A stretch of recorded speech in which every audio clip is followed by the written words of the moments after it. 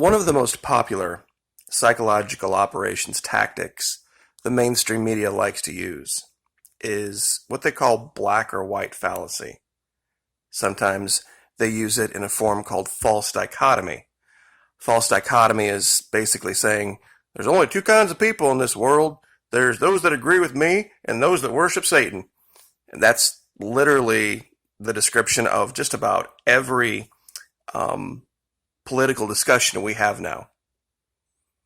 That if you call into question anything about, quote unquote, your side, you are then automatically on the other side. And this is why libertarians get demonized, even though they are clearly the only answer for any kind of governance beyond the state level. Now, yesterday I had mentioned something about what went on in the state of Idaho. I'd like to cover that today, and also cover Michigan and what's going on there, and show some folks that maybe there's a third option, because there's always more than one option. No kid ever grows up thinking, gosh, I want to be a stormtrooper when I grow up. I want to be that evil guy that just swoops out of nowhere and lands and makes everybody's life difficult. And I want to wear the frowny helmet and, be everyone's enemy and not be able to hit the broadside of a barn with the weapon that I have. Now, there's two sides to every story, but if you step back and look at things sometimes, there are other details that get missed. Like, for example, let's talk about this for a minute. This is Australia. Quote, beyond insane, video of cops going after Australian rooftop drinkers violating COVID-19 lockdown pushes people's buttons. Of course. So they show these poor, innocent three guys just minding their own business, drinking on a rooftop, and then the evil, terrible, horrible stormtroopers come in and they make their life a living hell. And this is just more evidence that the governments are getting more authoritarian. And you see, they don't tell you the whole story until you get down to the bottom here. You see, they show, of course, the memes of Hitler and all this kind of stuff until down here they actually reveal the truth. The three men broke into a construction site at midnight and weren't just drinking beer, they were using drugs that were illegal. Now, it wouldn't matter if this was COVID-19 or not. You go breaking into construction sites, you're going to get arrested. It's just that simple. But of course, they're using the current climate to divide. Now, people of Michigan.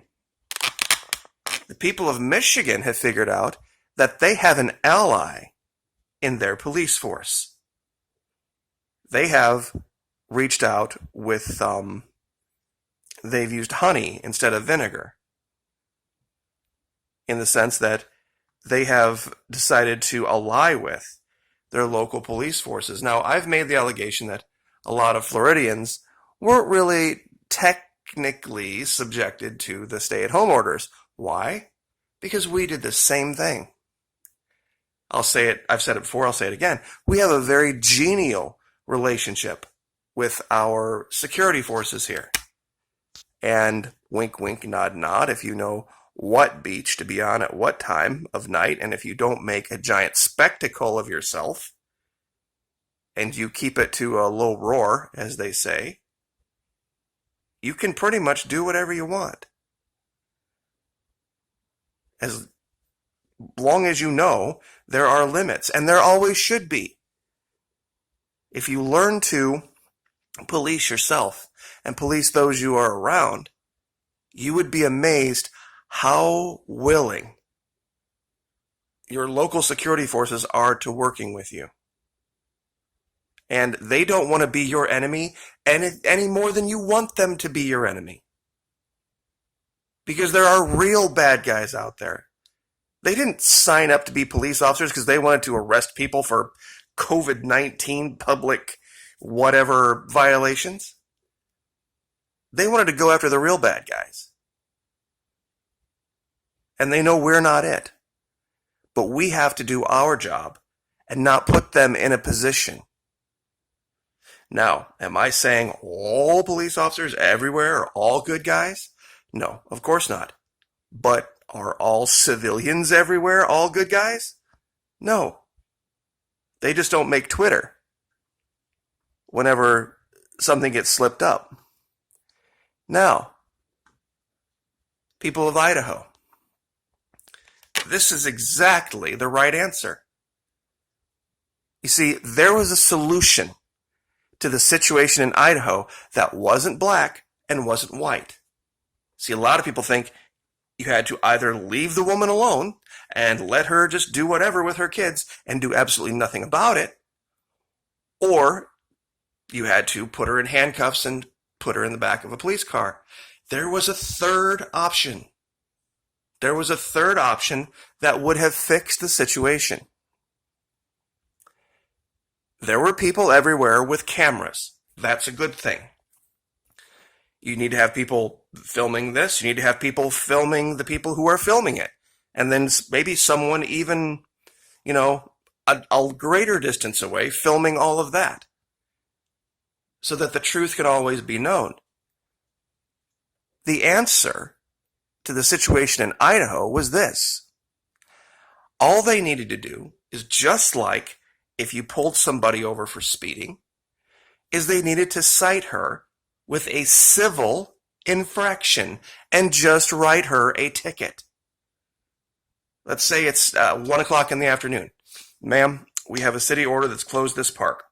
Now, by the way, we have orders that close parks here in Florida all the time. You know why? Sinkholes. You can't have kids running around places and they can just, the earth can just swallow them up. That's not a good plan. That doesn't violate anybody's rights. Now, in this case, of course, it was because of COVID-19, but the idea of a city government being able to shut a park is not unconstitutional. Anyway, the police go to the woman. They say, we have this order. It's unfortunate that has closed this park, and you are trespassing in this park with your kids. It's now 1 o'clock. You can leave now and everything's fine. But if you stay, we're going to write you this civil infraction ticket for $500. And you have an hour to leave. We're going to come back at 2 o'clock. And if you're still here, we're going to write you another $500 civil infraction ticket. And you can do that all day long as they want to stay there. Now, here's the beauty of this. As soon as you do that, you can turn to the people that wanted her to be arrested and say, okay, we have done our job. Okay, she is doing something that is in violation of a civil code, and we have written her a ticket.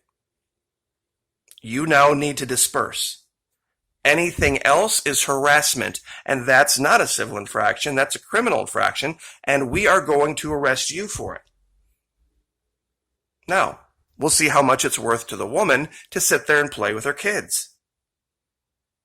And even better, she gets the ticket. She's got 30, 60, 90 days to pay it or go before a judge and have her day in court. And after all the cameras are turned off, and after all of the little social justice warriors have scurried back into their holes, the judge dismisses the ticket. She gets to play with her kids. The job gets solved. People leave. The entire thing gets completely tamped down and quieted down. It doesn't make the news. The woman's not out a dime.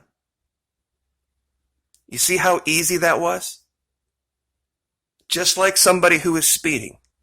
Because this is the exact same allegation. Someone driving down the road, doing 95 or 100 miles an hour, is making themselves a threat to public safety. This is the allegation of the woman sitting in the park. Now, whether you believe it or not, or whether you even believe that when you're driving 95 or 100 that you're a threat, is really irrelevant. The laws are what the laws are. Okay, fine. But there's always ways to make things go away without taking them to extremes. You get pulled over, you get the speeding ticket. And then you go and you have your day in court with the judge. And if the judge is in agreement with you and saying, you know what, yeah, I think the cop was probably, maybe bored that day, and and any other day he wouldn't have written this ticket, so I dismissed the ticket. And a judge can do that. And they could have done that with this woman. But at the time, it would have fixed the problem. And you could have written her ticket after ticket after ticket after ticket. That's all that needed to happen here.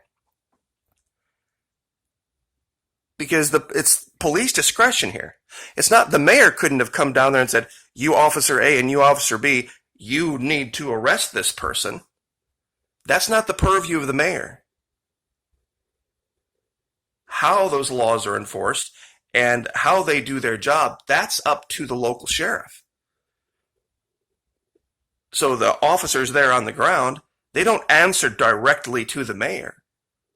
They would say, Mr. Mayor, we appreciate your opinion on this. However, when we receive an order from the sheriff and he tells us to put the person in cuffs, then we'll do it. But I think any mayor, any reasonable-minded person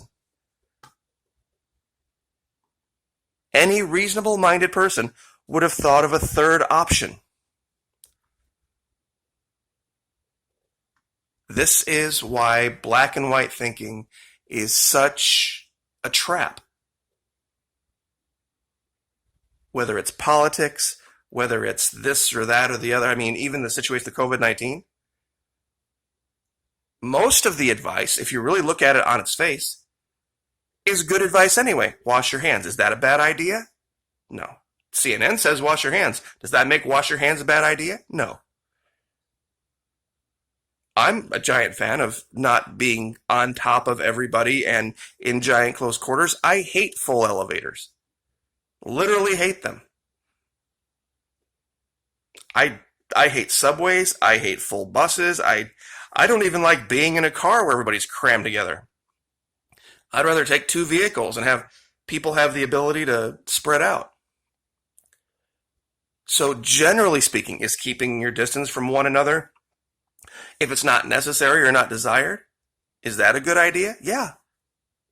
That's a real good idea. Hand sanitizer, great idea. You teach your kids this. These are all things that CNN is saying. Does that make them a bad idea? No. You have to take the information and look at it on its face and give it its own judgment call. Forget who's saying it. No, CNN's got a bunch of idiots working for them. Guess what? So do Fox. You can't just say these people are always right and these people are always wrong. Black or white thinking will trap you. And now there's a guy, a police officer in Idaho, that's got people surrounding his house because he got caught up in black or white thinking. Even if he had suggested it and said, to the sheriff, can we just write this woman for a civil infraction? And can we just write her a ticket? That'll give me the ability to say I did something about the problem and disperse this crowd. And then we can leave it up to a judge 30, 60, 90 days from now. And then if the sheriff says no, you know what he can do? He can then go out to that crowd surrounding his house and say, hey, I tried. I did everything I could. It got to the point where I either put the woman in cuffs or I lost my job. Your issue is with the mayor and the sheriff, and pass it up the chain.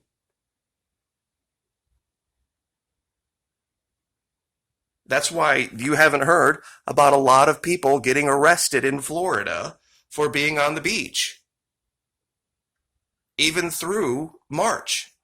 Because we didn't make a giant spectacle of ourselves, and we realized there were, bigger fish to fry, so to speak. And this whole thing with Sunshine, it's not just an allegation. When you look at the numbers of the cases, yes, Florida has a lot of quote-unquote cases, but the deaths are nothing from this. And yes, you can come to Florida and you can be in a situation where you're not in the sunshine. All those nursing homes, all those big apartment complexes. And I'm telling you this still, People that brought it here from New York. People that brought it here from New York in the early days of this. And remember something, and I'll leave with this, about quote-unquote cases, all of you naysayers. That includes people walking around healthy. That means they got it and they got rid of it. They never report the active cases. They never report the people just in the hospital from it. Because that number's way, way lower. That number's, they're reporting in, what is it now? In Florida, 29,000, something like that, out of 24 million. Real quick math problem here. 24 million people. 2.4 million is 10%. 240,000 is 1%. 24,000 is 0.1%. So 0.1% of the population has been affected by it. Of that 0.1, what is it would be? Let's see, about 1,000? Well, 1/24th of 0.1 has died. 1/24th of 0.1. And you can do whatever math that is.